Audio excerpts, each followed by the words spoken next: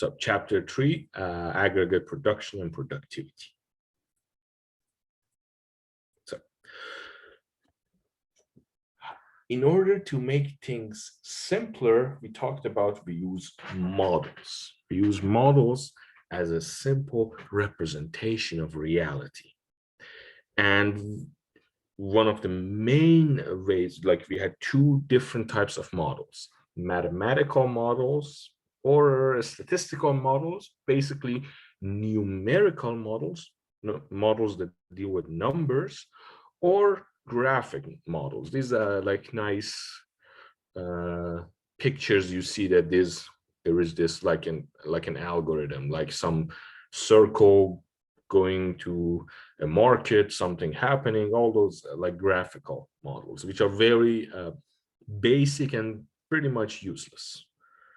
But numerical models are everything. Like everything is basically numbers. And economists, they owe this to, I think, a mathematician, because mathematicians are like, I have to always spend some time and criticizing that person, because he ruined the lives of every economist after he arrived in our field. This was this mathematician who was bored. He didn't have any other people to ruin their lives, so he decided to enter economy. And before he entered, basically all economy was fun. It was like a bunch of people just sitting, drinking coffee and talking to each other, all fun. But then he entered economics, and he started bringing all these mathematical equations and all these optimizations. And after that, economy was no longer fun. So I am sorry, this is the reality. We have to deal with this. There is a lot of math and calculations from now on. So those numerical models, in order to be simplified and we can so that we can use them, we use functions. You all dealt with functions before. We all had these like y equal 2x or y equal x power of 2 and all these different functions. You know how to draw a curve, everything. On my EC 202 course, I always provide some tutorials to help the students who need to refresh their memory and remember how to draw curves and take derivatives and deal with basic characteristics of a function. Here, we're going to use one of the most important functions, a production function. A production function is basically a machine, a simplified machine. Like, for example, you have a car, that's a machine. You put gas in the car. You also have to put oil in the car. You have to, like, you also have the car's engine needs air. The internal combustion engine needs oxygen and fuel and gas. And then combine oxygen and gas, then there is a boom, the pistons will move, and you have energy that would drive the car forward. That's a basic definition of how, like a car. In economy, we have basically the same thing. We have a production function. This function represents all the economic activity. For example, a small business or a huge factory or a whole country. It's represented, it's very simplified, but it's represented by a production function. This function has two inputs, K, capital, and L, labor. Labor, you need people to work. If I don't show up in the morning, who's going to teach this course? No one. So you need some labor to do it. Without labor, there is no work. Even in like a high-tech environments, when there is a heavily like mechanized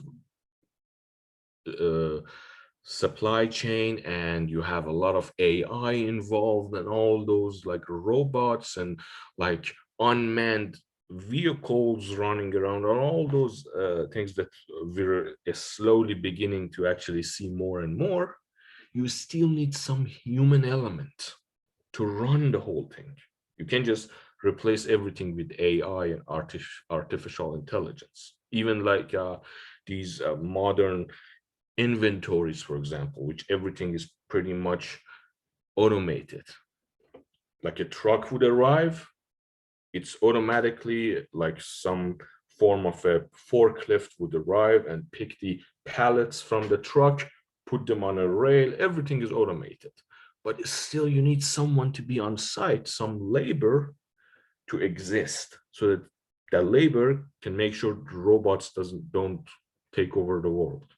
The labor is necessary to oversight, all the way down to very basic forms of production, like textile industries. Like, for example, in many poor countries, you have these textile workers, like a lot of people, we call this labor intensive workers. In those areas, you have a lot of labor to produce.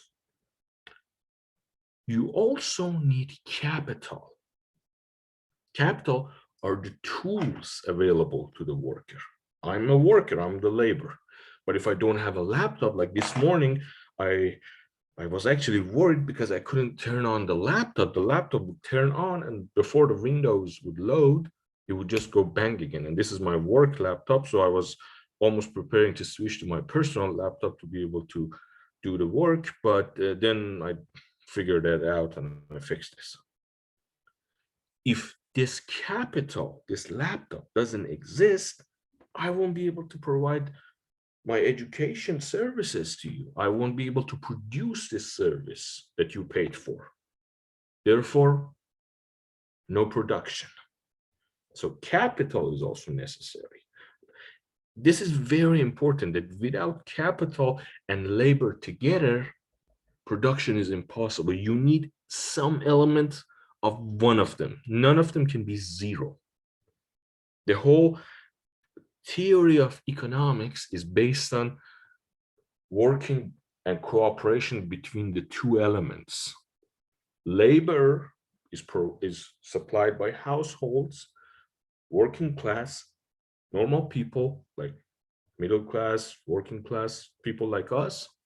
Capital, it could be supplied by, again, middle class, like small business owners or stockholders and companies, or the super rich, the billionaires and capital owners. But what brings them both together is this production function, that they need to work together to be able to produce something. This is, for example, what I'm pretty sure Marxists, this is what like got the whole Marx prediction, not materialists. Like Karl Marx, he predicted that in his model, we only had like L, no K involved, only like production was a function of labor. You just put people to work and people would produce.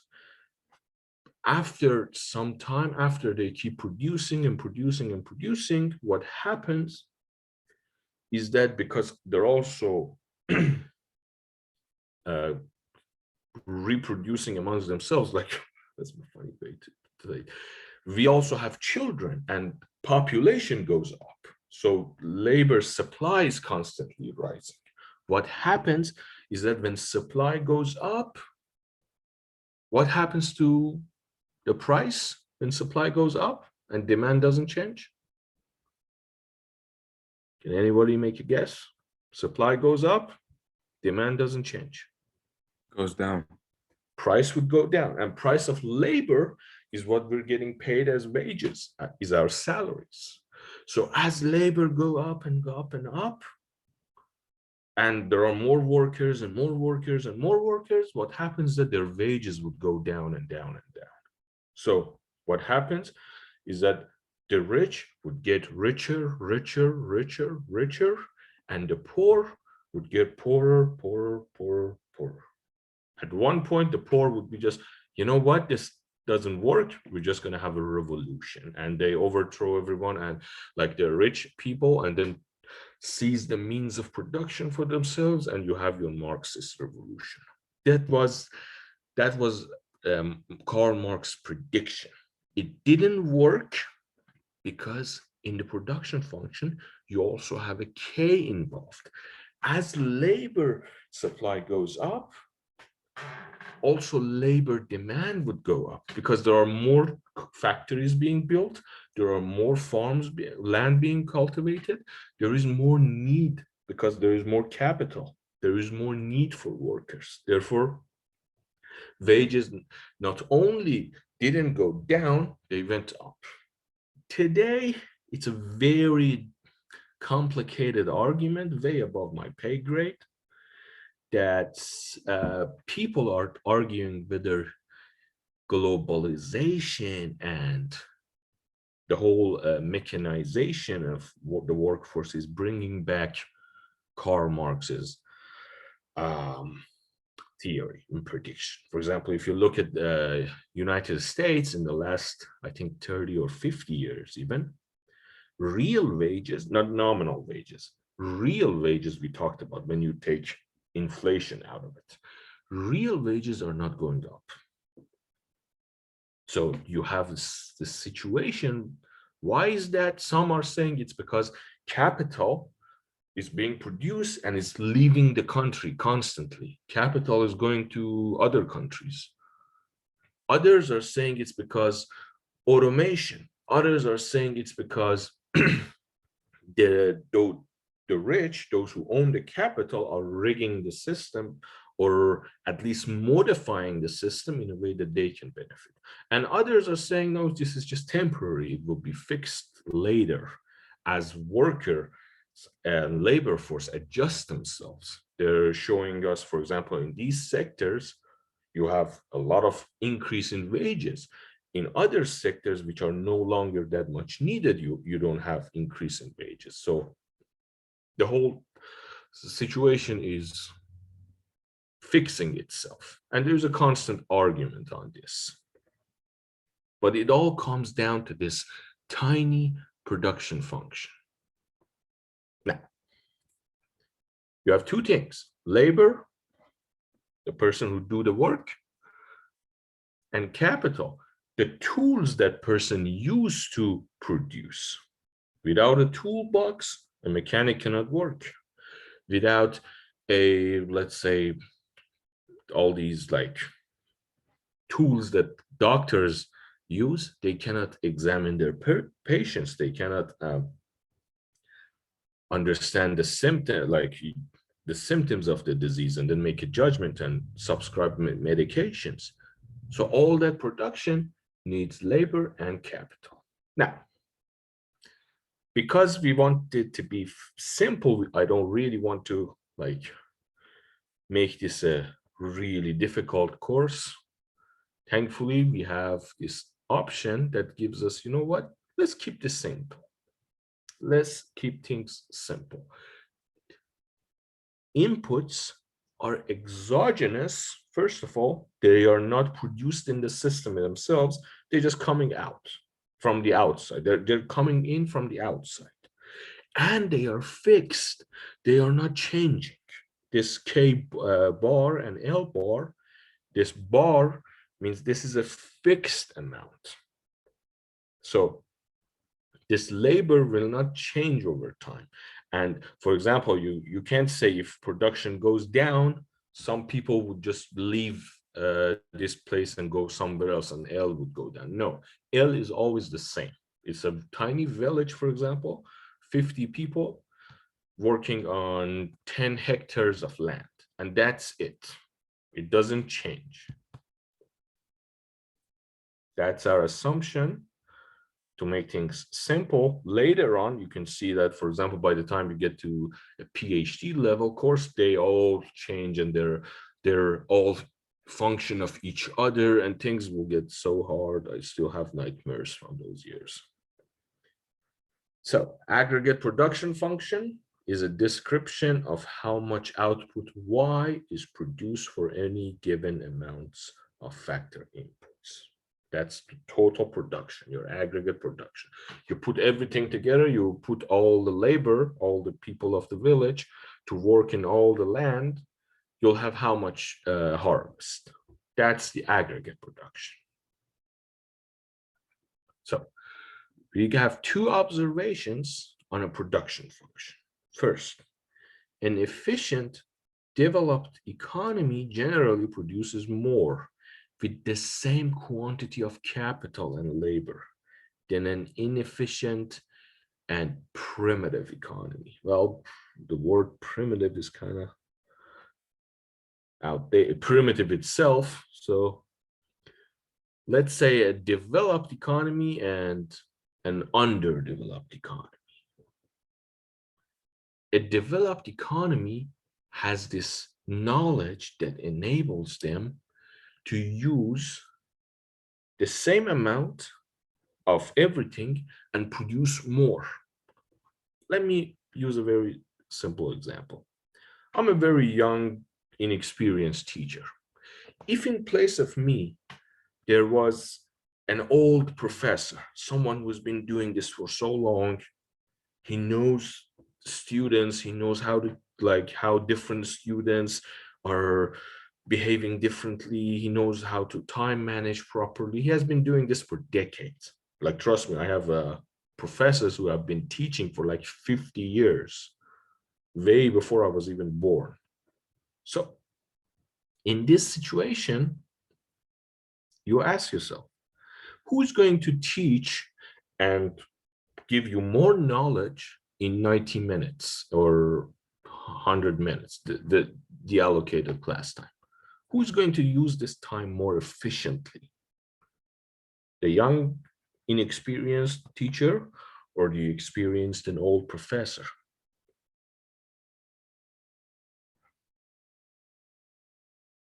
Who can do that? The old professor. The old professor, exactly. Why? Because he has been doing this a lot. There's this term I heard, I really like that. Like, he got good. He's been doing this for so long, he actually got good. He has experience. The same thing is applied to countries here. Countries who were developed like 100 years ago were having industries, were having a stock markets and universities and everything 100 years ago. They had more time to learn compared to countries that just recently started to industrialize and modernize and have industries and universities and everything. So even with the same inputs, those older countries, those more experienced countries can produce more results. Shares of labor and capital income in the US economy have remained relatively constant over time, at about 70% for labor and 30% capital. Now, back to income. How do we find income? This function also represents a cooperation. It's like a partnership between two groups of people. Those who have capital, the rich, the like monopoly, the monopoly person with the big hat, the black hat, and the workers, the little guy, people like me and most of us. We come together, we sign a partnership agreement to produce something. Each one of us then is entitled to a portion of that production. For example, let's say me and my friend, both of us, we start, like two of us, we start a business, a restaurant business. We have a contract that says for every meal we sell, 50% of the money is mine, 50% of the money is yours. The same thing is here. One person is bringing capital, the other person is bringing labor, and they sign a contract based on what? This contract is negotiate. You negotiate and negotiate and negotiate based on which one is more important to do the job, which one is more like stronger to argue and negotiate, which one has a better negotiating position, has the upper hand in the negotiations. Based on that, they signed a contract. Now, because United States is a fairly uh, not a fairly, is like the most developed economy in the world, there is a lot of capital, lots of money. Like we're talking about trillions and trillions of money. Like, for example, in North Carolina alone, you can have more money than many European countries even. So supply of capital, very high. It's very high. Supply of labor, it's only like 300 million something. While China has like 1,200,000,000, something like that, like 4 times the people, the population. India has, again, even I think more. India's population would be around 1.5 billion, like around 5 times the population of United States. So not as much labor, lots of capital, not as much labor. Therefore, demand for labor the same, let's say demand for capital the same, but supply for labor smaller compared to supply for capital. This results in labor having the bigger hand, like having the upper hand. Labor says, you know what? I think you need me more than I need you. Yeah. You have a lot of capital. Then you got to pay me more. You need me a lot, so you have to pay me more. 70% goes to me, 30% goes to you. Take it or leave it. And the capital owner, well, says, okay, what I'm gonna do, like, I have no other choice. Let's sign the deal. 30% for me, 70% for you. In a poor country, this is completely the opposite. There are lots of people unemployed, people don't have jobs, lots of people are willing to work for anything just to get by, and lots of and too few capital, too little capital. Why? Because it's poor. Like there's not like a business or technology producing factory, everything on every corner. There are only little amounts of capital available. This causes it to be the opposite. Capital owners in those countries, they say, you know what? I get to decide.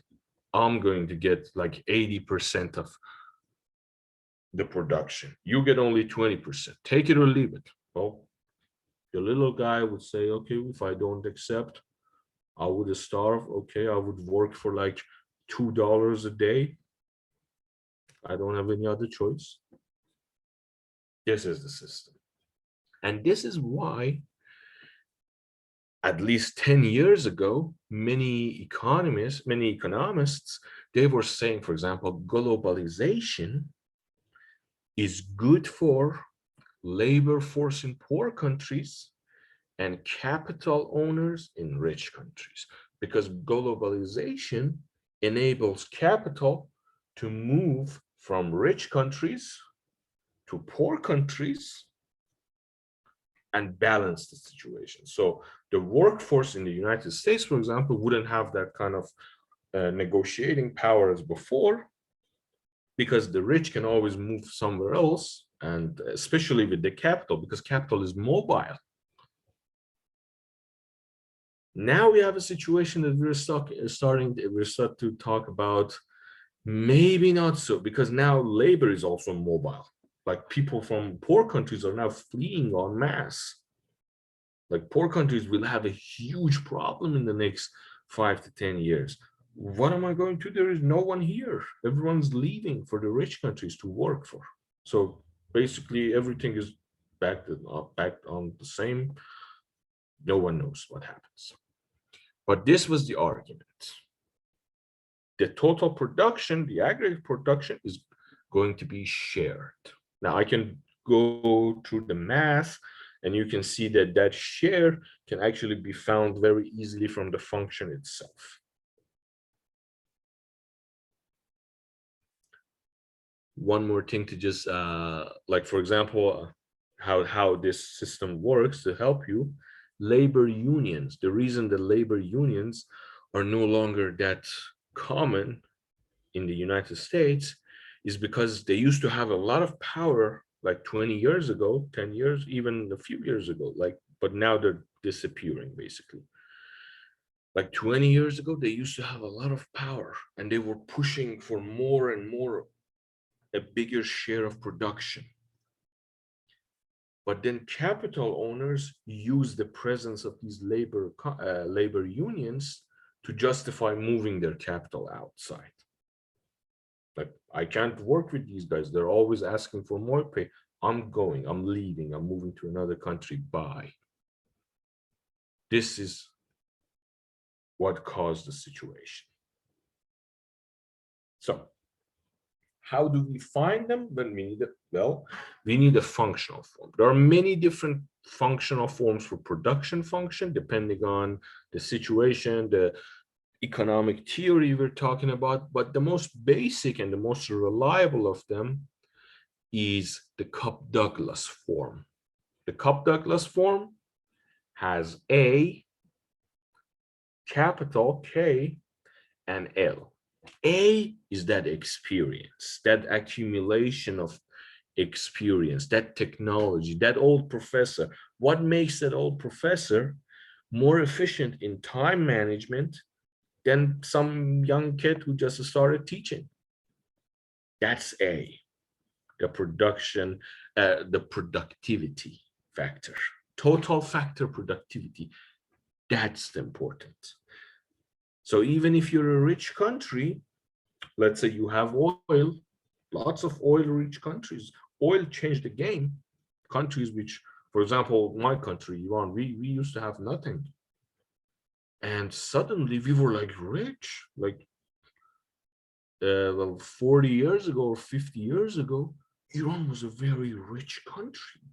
But all that oil was coming in, to just, the country changed. We were as rich as probably some European countries, but we didn't have total factor productivity. We didn't have that experience, that knowledge, that white hair that the professor has accumulated over years and years and years of teaching. And many economists, they believe this is the most important thing. This is technology. This represents technology. This represents the efficiency of government. Whether your government is corrupt, everybody's like, whenever you go, there's someone on a street corner asking for bribes, or whether there is no security. You're trying to go to work every day. Someone would arrive and says, "Hello, sir. I really like your laptop." You would say, "Thank you. Please give it to me." It's like, "No, I need this as my laptop. Give it to me." Then you have to give him your laptop. Then you don't have that capital anymore. So all of these things that would lead to a more productive society and a work environment, they are all put together as a factor, as a coefficient A. From the perspective of workers, labor productivity is the amount of labor output produced per 1 unit of labor. Now, if we put everything together for a worker, the only thing that matters is that how much value I'm producing, how much productive I am for 1 unit of labor. I don't care if this is technology or this is capital. I want to know what I'm doing, my productivity. That's productivity per worker. That's, where's the formula? Yes, here. That's when you divide the total output over by the total labor force. You can find how much output for each one worker. Now, you need to be very careful again when you're trying to analyze these in your head, don't fall for this trap, because this is on average. This is when you put Ahad and Elon Musk, which is Tesla's CEO and is therefore considered a worker, together. Who is more productive, Ahad or Elon Musk? Pretty sure Elon Musk should be doing fine. A little more productive than me, not much, but just a little. So this is the difference between different sides of the labor force. But you put them all together, you have an average,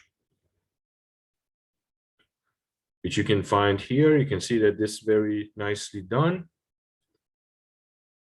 K over L, the little k. K over L means capital per worker. How much tools and equipment is available per worker, the lowercase k. The uppercase K represents total capital available, how much land, how much equipment, how much machinery in total is available. Little k is when you divide capital K, uppercase K, over by total labor force, L. This is very nicely shown here. You can see that, capital per worker. You can see that productivity per worker is exactly technology or total factor productivity multiplied by the side of the capital portion per worker. K by the power of, we used to call it alpha. Let's just say 0.3. Don't alpha and bravo here. This was alpha and this was bravo, and beta, not bravo. So here, application. Why are some countries rich and others poor? Now, the reason we use all of this, one of the main reasons that we want to study macroeconomics is to understand this. Why are some countries richer than others? You know why? Because if we can find that, then we can tell the poor countries what's the secret of rich countries' success. If we can find why are some countries rich and others poor, we can help the poor countries to also become rich, to also grow their economy, to also be more successful, and have more happy citizens. The shortfall of per capita income in other countries relative to the United States is due more to lower productivity than it is to lower amounts of capital per person. You see? The main reasons that other countries don't have the productivity that there is in the United States is it's not really that they're poorer, but more because of productivity, because because of the technology, that experience, that education, that very well functioning system. Around 6 or 7 years ago, I did a research on this. And at that time, this was how productivity was assigned. Basically, United States got units.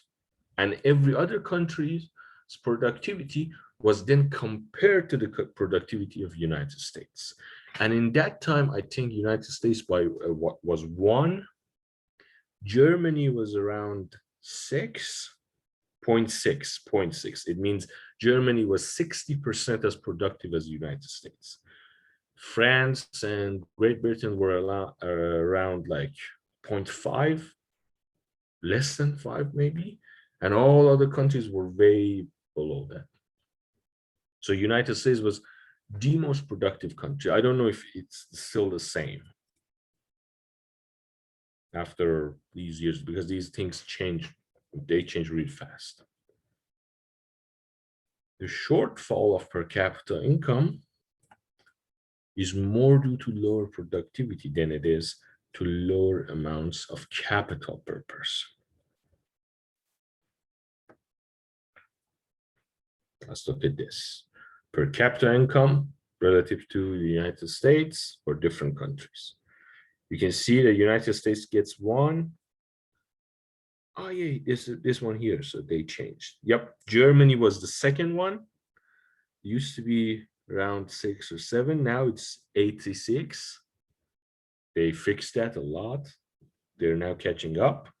United Kingdom, they're 88, then France, and then everyone else. You can see that Nigeria or India are almost as 20% as productive as the United States. This means that the work that one American worker with one toolbox can do is equal to the work that 5 Nigerian workers with 5 toolboxes can do.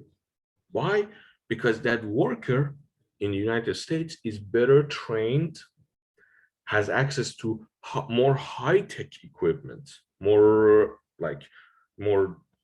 technologically advanced equipment, and also is more experienced and better management and everything. It's not just about the worker, it's about also every level. In fact, if you compare workers are not really that different. The real problem of efficiency, it lies to higher ups, management, and the political system. Those are the areas when they cause problems a lot. Workers are workers. They're fairly the same. They're not that different, but leadership and management, very different, like a world difference. So you can see here 1.8, and this is the capital per person. This is how much capital, not just money or income, capital per person, like investment per person. United States is the highest. Japan is actually higher. This is very interesting. Japan is higher. They have more capital per person. Italy is higher than Germany. But then you can see per capita income, United States the first, Germany second, then United Kingdom, and everything. It's why? It's because of productivity. And if you look at these numbers, everything starts to make sense.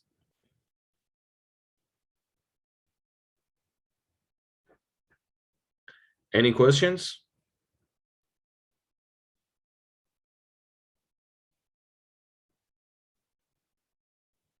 No questions?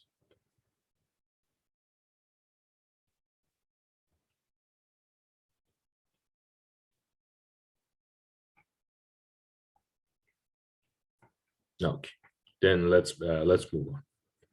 Now for these, I need my tablet to work. Let's talk about supply shock. We'll come back to this tomorrow.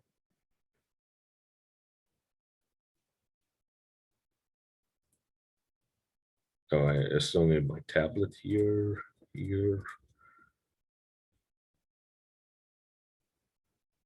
Yep, pretty much everything I need my tablet. So if there is no questions, I need to wrap things up today for now, to get my tablet fixed for tomorrow. Yeah, I won't be able to do a good job without a tablet, just without the whiteboard to show this to you. If there is no questions, I'm going to let you go for today. And we'll talk about this, the rest of this chapter tomorrow. If there is a question, I can stay and we can talk. Professor, I have a question. Yep, go ahead. Okay, so I'm new to the class. I emailed you yesterday, Um, Parker Pearsall. Did I respond? Yes, you did. Ah, so good. Okay, and so where do we get the textbook, and how do we get access to it through Pearson?